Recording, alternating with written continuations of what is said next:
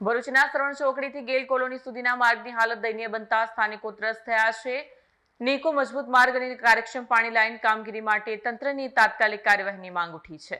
ભરૂચના શ્રવણ ચોકડીથી ગેલ કોલોની સુધીના માર્ગની હાલત દયનીય બનતા સ્થાનિકો ત્રસ્ત થયા છે। મંદગતિથી ચાલી રહેલી પાણી લાઇન કામગીરી અને રસ્તાની બગાડેલી સ્થિતિને કારણે માર્ગ ઉપર કચરો અને ખાડા વહેલા છે, જે વાહન ચાલકો માટે જોખમરૂપ છે। વરસાદ પડે તે સાથે માર્ગ પરની માટી ધોવાઈ જતા અનેક વાહન ચાલકોને પડવાની ઘટના બનતી રહે છે। સ્થાનિકોનો રોષ વધતા વહીવટીતંત્ર અને ચૂંટાયેલા પ્રતિનિધિઓ સામે અસંતુષ્ટ થયા છે। સ્થાનિકોનો આક્રોશ જોઈને તાલુકા પંચાયત અને જિલ્લા પંચાયતમાં ચૂંટાયેલા સભ્યો સ્થળ પર પહોંચ્યા હતા, પરંતુ લોકોએ સભ્યોને આડે હાથ લેતા વાતાવરણ વધુ તણાવપૂર્ણ બન્યું। સ્થાનિક મજબૂત માર્ગ અને કાર્યક્ષમ પાણી લાઇન કામગીરી માટે તંત્રની તાત્કાલિક કાર્યવાહીની માંગ કરી રહ્યા છે। નમસ્કાર। ગત રોજ રાત્રે વરસાદનું જે ઝાપટું આવ્યું તેના કારણે શ્રવણ ચોકડીથી ગેલ રસ્તાનો જે માર્ગ છે ત્યાં ધૂળ માટીના લીધે રબડી જેવી હાલત ઊભી થઈ છે, પરંતુ તંત્રને સાથે રાખીને અત્યારે રોડનું નિરાકરણ તેમજ એની સાથે સાથે અવરજવર માટેનું અહીંયા કામ ચાલુ થઈ ગયેલું છે અને ટૂંક સમયની અંદર અહીંયા જીએસબી પણ બસાઈ જશે અને વ્યવસ્થિત એટલે રોલિંગ કરવામાં આવશે। તો નમ્ર જનતાને પણ વિનંતી છે કે થોડોક સાથ સહકાર આપે અને આપણે એને ભેગા થઈને ક્લિયર કરીશું।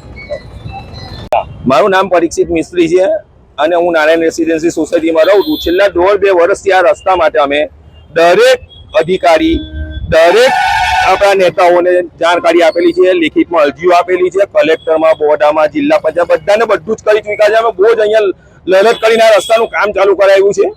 આજે છેલ્લા 1.5-2 મહિનાથી કોઈ જ કામ ચાલતું નથી અને કોઈ તંત્રનો માણસ અહીંયા જોવા આવતું નથી, જેનાથી અહીંયા દરેક પબ્લિક અત્યારે બહુ જ હેરાન પરેશાન છે। તમે રસ્તામાં જોઈ લો હાલત અત્યારે વરસાદ પડ્યા પછી અહીંયા અત્યારે સવારથી અત્યાર સુધીમાં નહીં તો 25 થી 30 માણસ પડી ગયા છે ને આટલી બધી અરજીઓ કર્યા પછી, આટલી બધી અમે લેખિતમાં અને રૂબરૂ મુલાકાત થયા પછી કોઈ નેતાઓને અહીંયાની પડેલી નથી।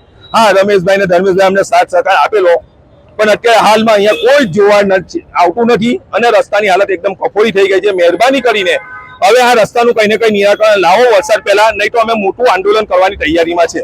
અમે આ રસ્તો બંધ કરી દઈશું, શ્રવણ ચોકડીથી લઈને બધા રસ્તા બંધ કરી દઈશું જો આ રસ્તાનું કોઈ નિરાકરણ ના આવ્યું તો। Thank you. મારું નામ વિરેન્દ્રસિંહ રાજ છે। હું નારાયણ સોસાયટીમાં રહું છું। અમારી સાથે જે કે આ પ્રતિનિધિઓ ઉભેલા છે બધી સોસાયટીના પ્રતિનિધિ જ છે।